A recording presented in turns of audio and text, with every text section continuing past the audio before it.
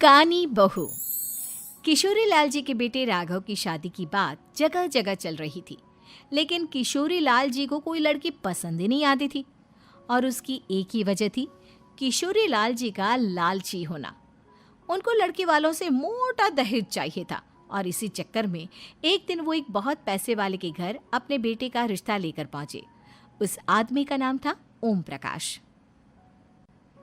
देखिए किशोरी लाल जी, मेरी एक ही बेटी है और मेरी सारी संपत्ति जायदाद सब कुछ मेरी बेटी नैना का ही है।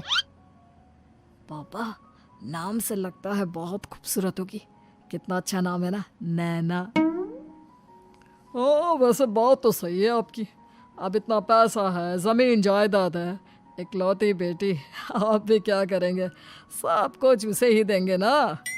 बिल्कुल ठीक पहचाना आपने। बस बेटी की शादी और सारी जायदाद उसके नाम। पापा, बिना देखे हाँ कर दीजिए ना। इतना अच्छा रिश्ता फिर कहाँ मिलेगा? माला माल हो जाएंगे हम। मैं अपनी बेटी को बुलाता हूँ। अरे नहीं नहीं नहीं नहीं, आपकी बेटी का नाम नैना है, सुनकर ही लगता है बहुत सुंदर होगी। रहने दीजिए अंकल, मैं तो आपकी बेटी के नाम से ही इतना खुश हो गया हूँ कि उसे बिना देखे शादी करने को तैयार हूँ। अब तो मैं उसका चेहरा सीधे शादी के बाद ही देखूंगा। और इस तरह राघव नैना का चेहरा नहीं देखता और उससे शादी कर लेता है। शादी के बाद अपनी सुहाग रात पर जब राघव नैना का घूंघट उठाकर देखता है तो नैना की आंखें बंद थी। कितनी खूबसूरत हो तुम नैना, जरा अपनी आंखें खोलकर मेरी तरफ देखो तो सही। नहीं, मुझे शर्म आती है।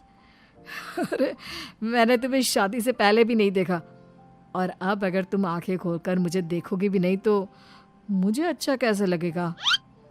इससे पहले कि नैना अपनी आंखें खोलकर राघव की तरफ देखती, अचानक से लाइट चली गई और राघव नैना को पूरी तरह से देख भी नहीं पाया। अगली सुबह नैना राघव के लिए नाश्ता बनाकर लेकर आई। अरे ये क्या, आधा पराठा सीका हुआ है और आधा बिल्कुल कच्चा। ये तुमने क्या किया नैना? बहू, तुमने क्या आधा पराठा तवे से नीचे लटका कर रखा था, जो आधा सिका है और आधा कच्चा? मुझे जितना दिखेगा उतना ही तो सीखूंगी ना पापा जी। जहाँ जहाँ मुझे नजर आ रहा था वहाँ मैंने सीख लिया, जहाँ जहाँ नहीं दिखा वहाँ कच्चा रह गया होगा। इसका क्या मतलब है? ये कैसा मजाक कर रही है तुम? अरे बहू, तुमने इतना लंबा घूंघट क्यों लगाया हुआ है? देखो, हमारे घर में बहुओं को बेटी की तरह रखा जाता है, और फिर तुम तो इतना सारा माल लेकर आई हो। देखो, ये घूंघट डालकर रखने की कोई ज़रूरत नहीं है। हाँ नैना, पापा जी ठीक कह रहे हैं, तुम तो आराम से रहो, अपना ही घर समझो। नैना अचानक से अपना घूंघट उठा लेती है। अरे ये क्या पापा, नैना की तो एक आंख फूटी हुई है। नाम से नैना, लेकिन ये तो कानी बहू निकली। मेरे साथ धोखा हुआ है, धोखा। बिना दिखाए अपनी कानी लड़की मेरे संग ब्याह दी। मुझे कानी बीवी नहीं चाहिए। मुझे अभी ओम प्रकाश जी से बात करनी पड़ेगी। आखिर उन्होंने मेरे साथ ऐसा किया क्यों? अरे, आप लोगों ने ही तो पापा से कहा था कि आप लोग शादी से पहले मुझे देखना नहीं चाहते। अब मेरे पापा पर क्यों इल्जाम लगा रहे हैं? अरे लेकिन उन्हें बताना तो चाहिए था ना कि तुम कानी हो, एक आंख से तुम्हें दिखाई नहीं देता। किशोरी लाल और राघव नाराज होकर ओम प्रकाश को अपने घर बुलाते हैं। पापा जी, ये आपने क्या किया? शादी से पहले बताया क्यों नहीं कि नैना की आंखों में परेशानी है? अरे, आप ही ने तो लड़की देखने से मना कर दिया था। अरे लेकिन आप बता तो सकते थे। आपको तो हमारी बेटी की प्रॉपर्टी चाहिए थी, वो भी पूरी की पूरी।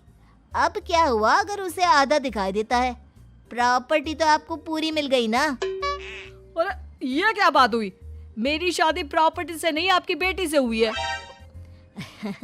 अब ये तो पहले सोचना चाहिए था, तब तो मेरी प्रॉपर्टी देखकर तुम्हारी जुबान लप लपा रही थी। लेकिन मैं कानी लड़की को अपनी बीवी बनाकर नहीं रख सकता। पापा, कुछ करिए ना आप। हाँ, करता हूँ। देखिए ओम प्रकाश जी, आप हमारे साथ ऐसा नहीं कर सकते। और तुम देखो, अगर तुमने मेरी बेटी से शादी तोड़ी ना, तो जो भी प्रॉपर्टी मैंने तुम्हें दी है वो तो पूरी की पूरी वापस ले ही लूँगा, और आधी प्रॉपर्टी तुम्हारी भी लूँगा। अरे मेरी आधी प्रॉपर्टी भला क्यों लेंगे आप? इसलिए क्योंकि मेरी बेटी को आधा नज़र आता है और उसकी नज़र अभी तक तुम्हारी आधी जायदाद पर ही पड़ी है। अब तुम उसे घर से निकालोगे तो कुछ तो लेकर जाएगी ना। और अगर हम आपकी बेटी को अपने घर की बहू बना कर रखे तो? तो तुम्हारी पूरी प्रॉपर्टी तुम्हारी ही रहेगी, और जो मैंने तुम्हें दिया है ना, उसमें से बस मैं आधा लेकर जाऊंगा। अरे लेकिन अब आप अपनी दी हुई प्रॉपर्टी में से आधी वापस क्यों लेकर जाएंगे? अगर मैं आपकी बेटी को अपनी पत्नी बनाकर रखने को तैयार हूं तो? इसलिए ताकि भविष्य में अगर तुम मेरी बेटी को धोखा दो तो उसके पास कुछ तो रहे जो पति का हो। वैसे मेरे पास तो बहुत कुछ है, लेकिन अपने पति की कोई निशानी तो उसके पास होनी चाहिए ना। अब अगर तुमने मेरी बेटी को कानी कहा तो तुम्हें प्रॉपर्टी भी कानी ही मिलेगी, पूरी नहीं। जमाए राजा। किशोरी लाल और राघव समझ चुके थे कि वो बुरी तरह फंस चुके हैं और अब उनके पास वहां से निकलने का कोई चारा नहीं है। अब समझ में आया ना, लालच बुरी बला होती है। एक तो तुम्हें प्रॉपर्टी मिली, ऊपर से बीवी मिली, उसमें तुम्हें नखरे भी दिखाने हैं। आए बड़े, चुपचाप बैठो दोनों। कुछ दिनों के बाद नैना राघव की कार लेकर बाजार घूमने निकलती है और जब कार लेकर वापस आती है, ये क्या? एक तरफ से मेरी गाड़ी पूरी खराब हो चुकी है। लगता है तुमने मेरी गाड़ी को किसी दूसरी गाड़ी के साथ एक्सीडेंट किया है। अरे अरे कितना बड़ा नुकसान कर दिया तुमने बहू। वो क्या है ना पापा जी, मुझे एक आंख से दिखाई नहीं दे रहा था, सामने से गाड़ी आ रही थी। मुझे तो सिर्फ आधा ही दिखाई दिया और वो गाड़ी मेरी कार से रगड़ते हुए निकल गई। अब मैं क्या करूं बताओ? आप इसे ठीक कराने के पैसे कौन देगा? तुम्हारे पापा? तुमने मुझसे इस तरह से बात की? अभी रुको। नैना राघव की शिकायत ओम प्रकाश को कर देती है। देखो राघव, अब जो मेरी आधी प्रॉपर्टी तुम्हारे पास थी ना, उसमें से आधी और मैं लेकर जाऊंगा, क्योंकि तुमने मेरी बेटी को डांटा। अरे नहीं नहीं पापा जी, गलती हो गई, माफ कर दो। गलती की तो कोई गुंजाइश ही नहीं। अगली बार मेरी बेटी को डांटा तो बची हुई आधी में से आधी और ले जाऊंगा। लालच के चक्कर में हम दोनों ने बहुत बड़ी गलती कर दी बेटा। एक तो तुम्हें कानी बहू मिली और ऊपर से जो माल मिला वो भी काना। इस तरह राघव की हर एक गलती पर ओम प्रकाश उसकी प्रॉपर्टी का आधा आधा हिस्सा लेकर अपना सारा माल वापस ले गया और राघव को कानी बीवी से काम चलाना पड़ा। भाई लालच वाकई में बुरी बला है।